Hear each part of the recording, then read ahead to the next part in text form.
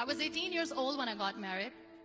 I belonged to a very conservative family, a Baloch family, where good daughters never say no to their parents.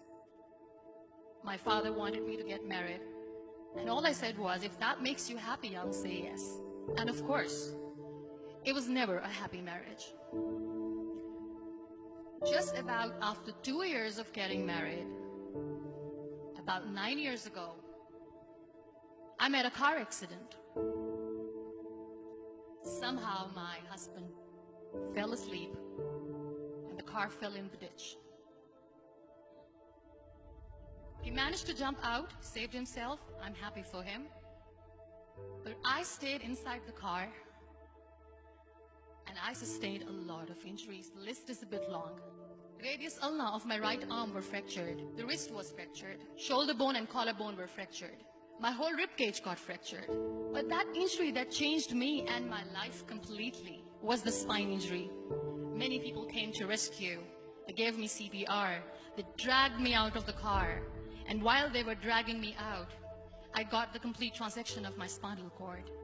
Those 2.5 months in the hospital were dreadful. I was at the verge of despair. One day, doctor came to me and he said, well, I heard that you wanted to be an artist, but you ended up being a housewife. I have a bad news for you. You won't be able to paint again.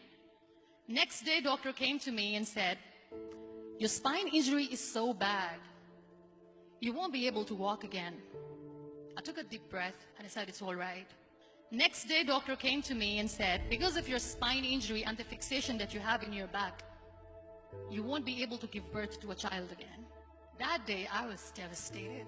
I started to question my existence. Why am I even alive? So what kept me going was, one day I asked my brothers, I know I have a deformed hand, but I'm tired of looking at these white walls in the hospital and wearing these white scrubs. Bring me some colors, bring me some small canvas. I want to paint. So the very first painting I made was on my deathbed, where I painted for the very first time.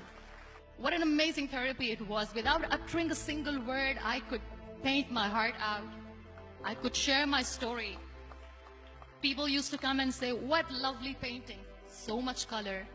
Nobody could see the grief in it. Only I could. And that day I decided that I'm going to live life for myself. I am not going to be that perfect person for someone. I am just going to take this moment and I will make it perfect for myself. That I'm going to fight my fears. So I wrote down one by one all those fears. And I decided that I'm going to overcome these fears one at a time. You know what was my biggest fear? Divorce. But the day I decided that this is nothing but my fear, I liberated myself by setting him free. And I made myself emotionally so strong that the day I got the news that he's getting married, I sent him a text that I'm so happy for you and I wish you all the best. And he knows that I pray for him today. Number 2 was, I won't be able to be a mother again. And that was quite devastating for me. But then I realized there are so many children in the world, all they want is acceptance. So there is no point of crying, just go and adopt one. And that's what I did.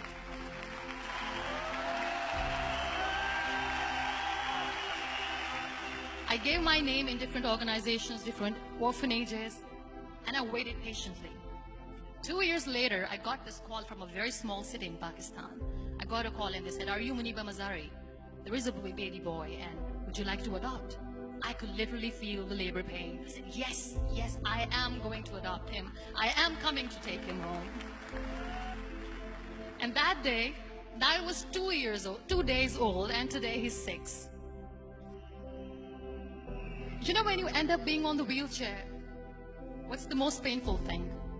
People think that they will not be accepted by the people because we, in the world of perfect people, are imperfects. So I decided to appear more in public. I started to paint. I have done a lot of modeling campaigns. I decided that I'm going to join the national TV of Pakistan as an anchor person. I became the National Goodwill Ambassador for UN Women Pakistan, and now I speak for the rights of women, children. I was featured in BBC 100 Women for 2015. I'm one of the first 30 under 30 for 2016. So when you accept yourself the way you are, the world recognizes you. It all starts from within. We have this amazing fantasy about life. This is how things should work. This is my plan. It should go as per my plan. If that doesn't happen, we give up. I never wanted to be on the wheelchair. Never thought of being on the wheelchair. This life is a test and a trial, and tests are never supposed to be easy. So when you are expecting ease from life, and life gives you lemons, then you make the lemonade, and then do not blame life for that. It is okay to be scared. It is okay to cry. Everything is okay, but giving up should not be an option. They always say that failure is not an option.